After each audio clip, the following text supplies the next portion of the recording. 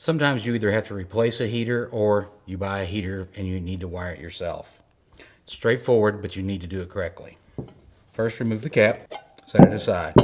If the gland isn't already installed, you'll need to install the gland. It just has a backer nut and screws to this flange. Run your wires through the gland and give yourself plenty of room to work. Now we use Wago lever locks. We like these because they have a good positive lock. You can see them very well if they're done correctly, and they're easy. You can also just use a plain wire nut if you prefer. We don't. Bundle your wires into 3 groups. Group 1 is line 1, line 2, line 3. Insert 1 wire into 1 hole. Close the lever. Second wire into the second hole. Close the lever. And repeat on the 3rd wire. Your other group of wires are your power leads coming in. Take one of your hot wires. Doesn't matter. In this case, they're brown and blue. Put it in the 4th hole.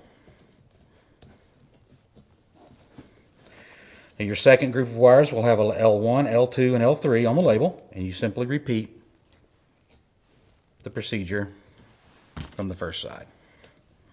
Open the levers. 1. You can see when you want to make sure that when the lever closes, it's closing on the wire and not on the insulation.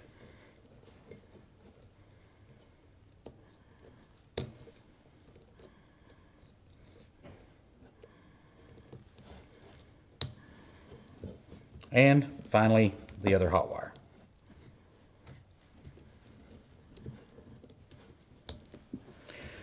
All that's left is the ground. We've installed a ring terminal to make it easy to connect. You'll have a green ground screw. It's through the eye. There's a hole pre-punched into the bottom of the heater pan.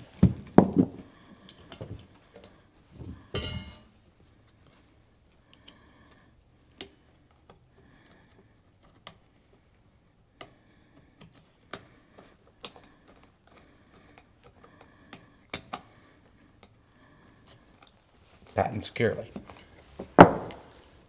Tuck your wires back in below the flange.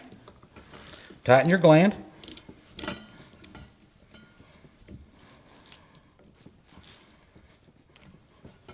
Wire will be snug.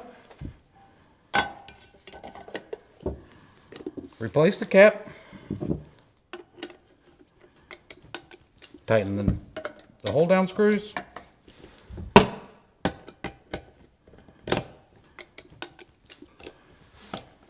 And you're ready to go.